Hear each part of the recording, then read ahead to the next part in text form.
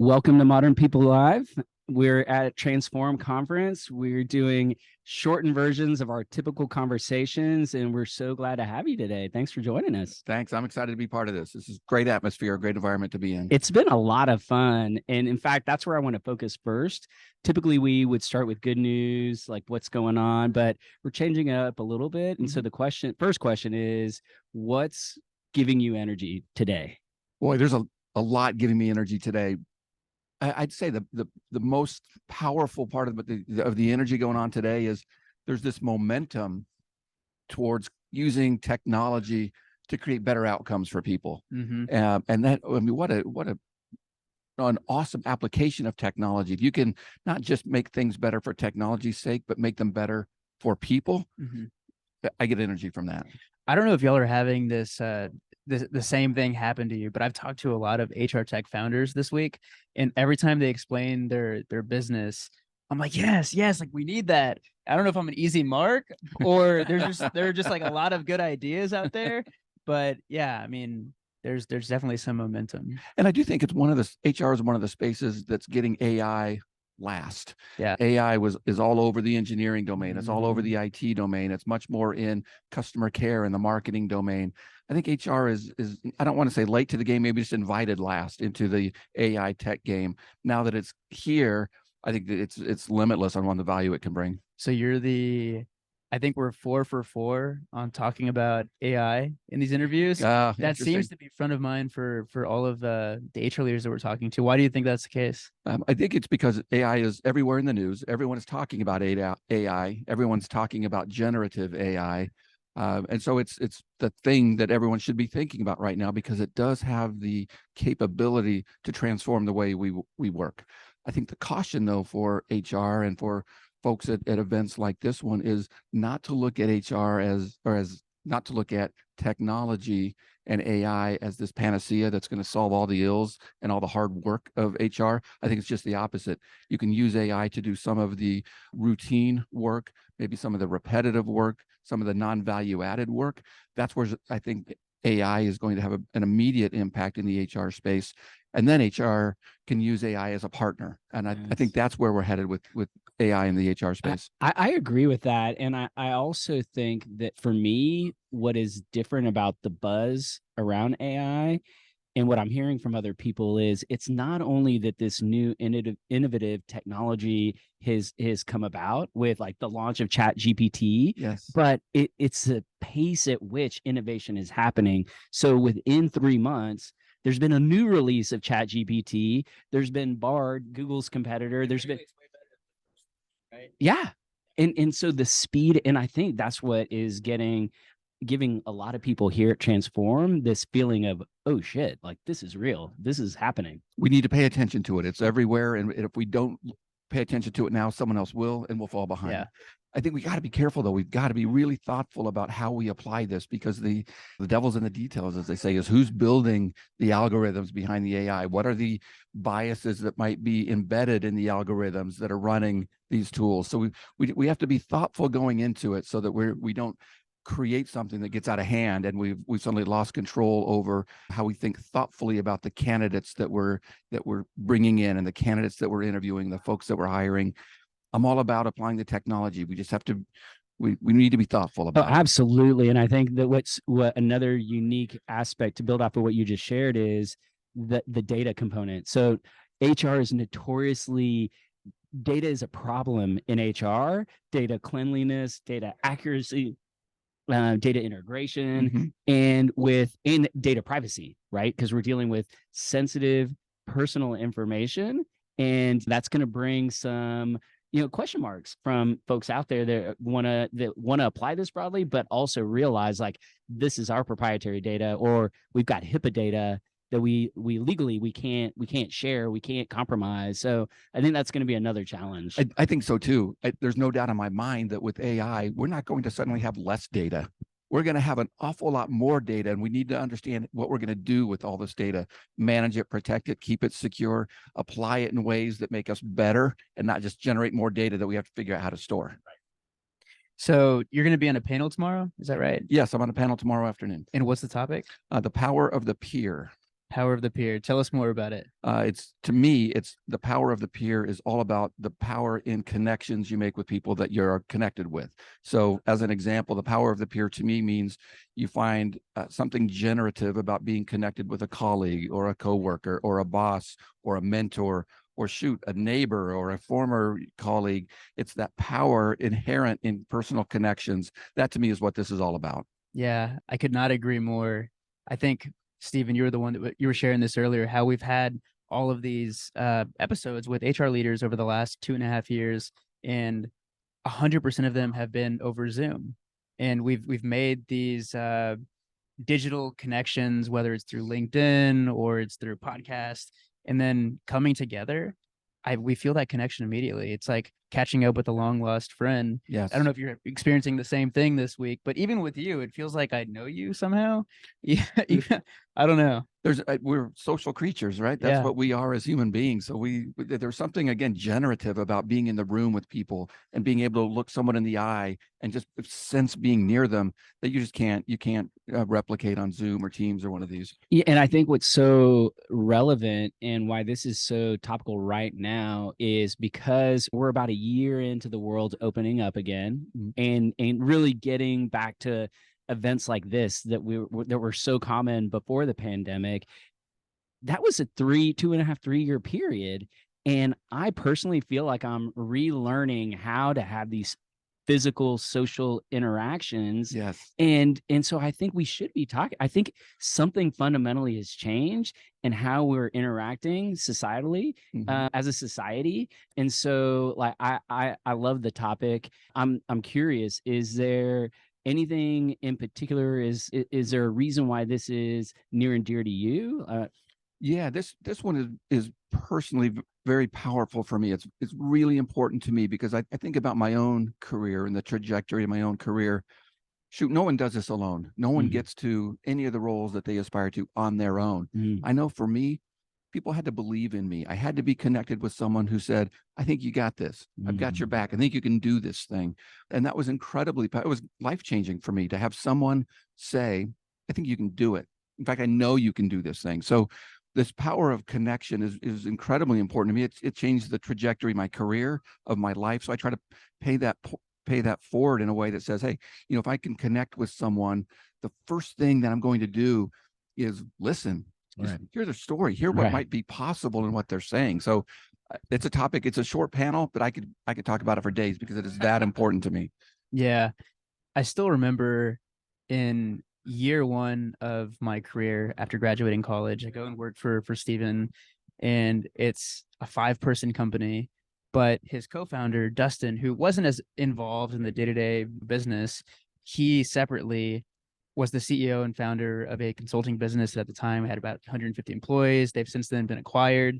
And this is somebody who had successfully built out a business over his 20-year career. And as somebody that always aspired to be an entrepreneur, it was so meaningful for me to get the attention and the connection with him in those early years, because he started the company when he was 23, 24. At this point, he was in his mid 40s, and it was the later years of the business. And I was like, oh, like there is a path for somebody like me who doesn't want to like follow the traditional path, and I want to start my own business and I want to create things. I just remember taking sales calls in the car with Dustin, and I don't know, it just made a really big impact on me. I can't really put it into words, but it really did have a big impact on me. I mean, your story is a great story. You're someone has this dream, believes in something, you have a vision, you're not sure exactly how it's going to happen. So being connected with someone that you can watch and model and who can challenge you and test you and push on you, that's tremendous. He was definitely stretching me. He was asking me to do things that I had never done before, and I was like, I'll try. Like I'll give it. Yeah, but I needed that. And I think it's the other thing that happens is I think way too often we underestimate what people are capable of. And until you get connected with someone and you really start talking and challenging each other, understanding each other, then you see that there is this greatness inherent in everybody. And it just takes that investment in, hey, I want to sit down and get to know you. I want to hear your story. I want to know how I can help. And there's a power there that, again, I think is just life-changing. Absolutely. Yeah. And I have for that one story, I've got 10 of my own, but Yeah. no, we're not here to talk about that today. We're here to talk to you. And one of the things that we are trying to help, one of the problems we're trying to help solve being here at Transform is me personally as an individual, all of us, we can only attend one session at a time. There are a lot of great sessions. And so the next question is our attempt at helping to scale and share the message that you want to get out more broadly. And so if there's one thing that you want people to walk away from your session tomorrow, one thing in particular that you just think is the nugget that the audience should leave with, what is that? That it's not what you get, it's what you give. And the best way to give is be connected with people. Oh, yeah, I love that.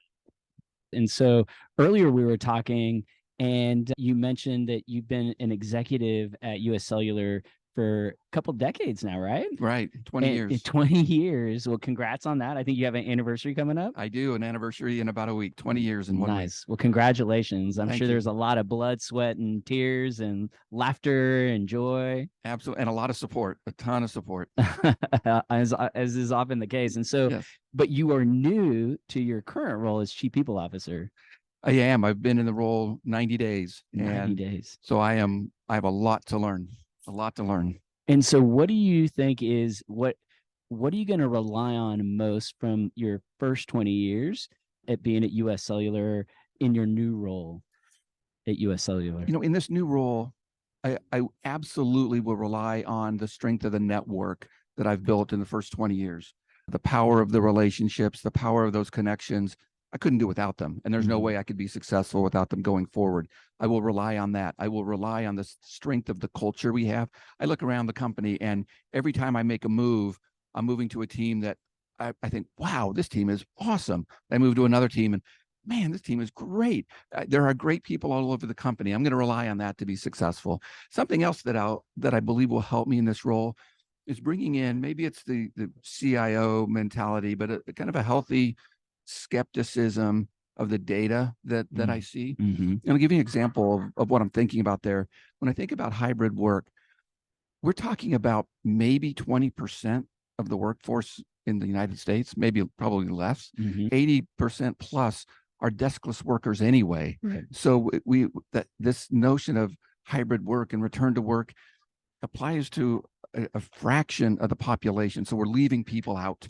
Right. The other place that I get concerned about is when we talk about democratization of data and the application of technologies to improve life at work. There's 20 million families in this country that aren't on the internet. Wow. So when we talk about democratization, I don't know that that's accurate. Right. I think we have to be skeptical when we hear these claims about we're democratizing technology or hybrid work is the way everybody's going. It isn't. There's a sliver of the population that we're talking about and that we're speaking to.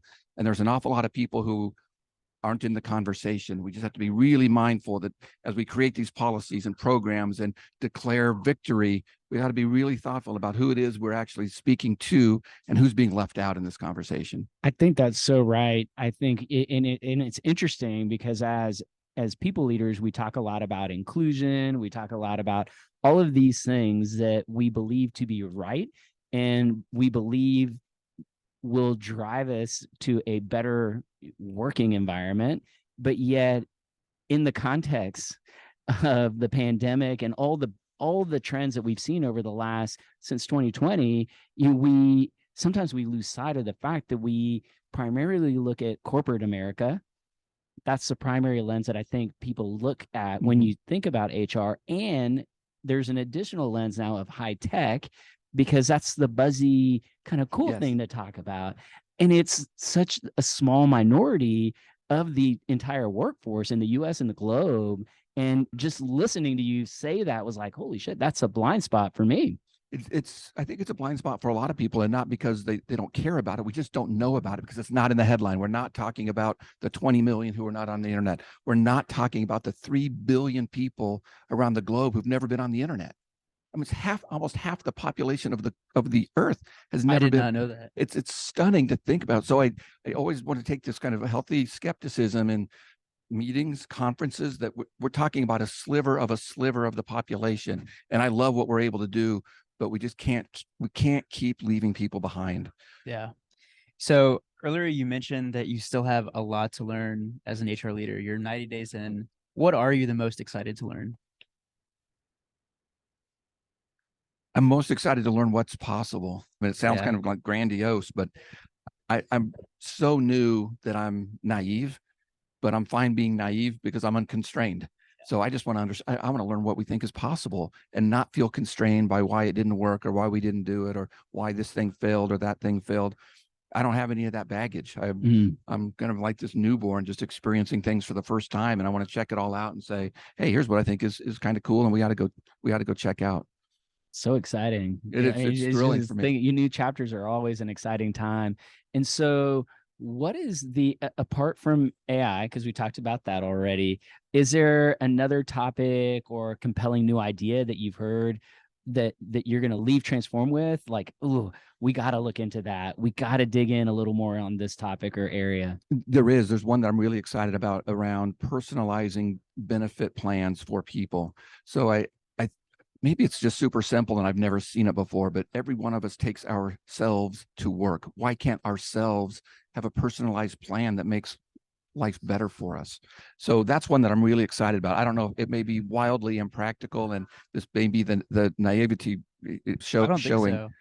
I hope it isn't, because I think how cool would that be for you to design the plan that matters to you and me to design the plan that matters to me. The company still benefits because we're providing these benefits to folks anyway. And I think employees will be even that much more engaged because we're taking care of them, kind of meeting them where they live. Yeah. This morning we talked to Jolynn Anderson from BNY Mellon, and she said almost the exact same thing. Right. How, for some people they want 401k matching. For other people, maybe they want help paying off their student loans. Like, for every person, they're going to have different needs. So you're going to have to tailor it to the individual. What a great thing to be able to do for someone, to say, I hear you, I know you, choose what you want, and I'll deliver it to you. That would be powerful.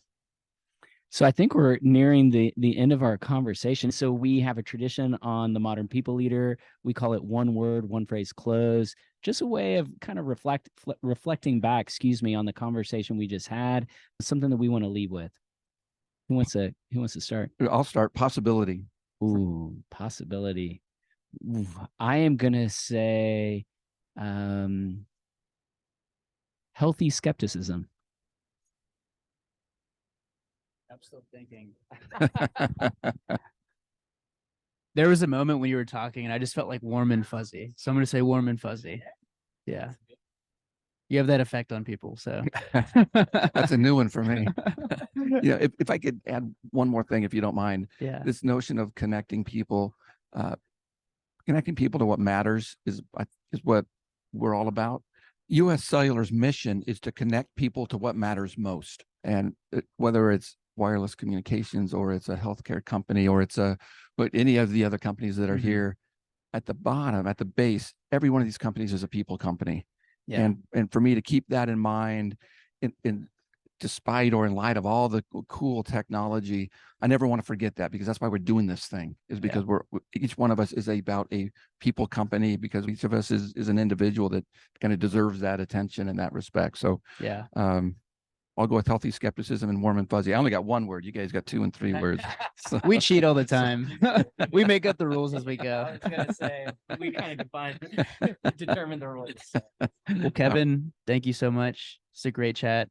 We'd love to have you back for the longer form conversation. I'd love to do it. And one of our past guests, Don Boone, we're actually going to do a group episode with him soon, but if he's ever down to do another one, he works at Liberty Latin America. Maybe we could do like a telecom group chat, but we'd love to have you back. I'd love to do it. Thank you. This is great. I appreciate what you guys are doing. Thank you. Thank you. Bye. Bye.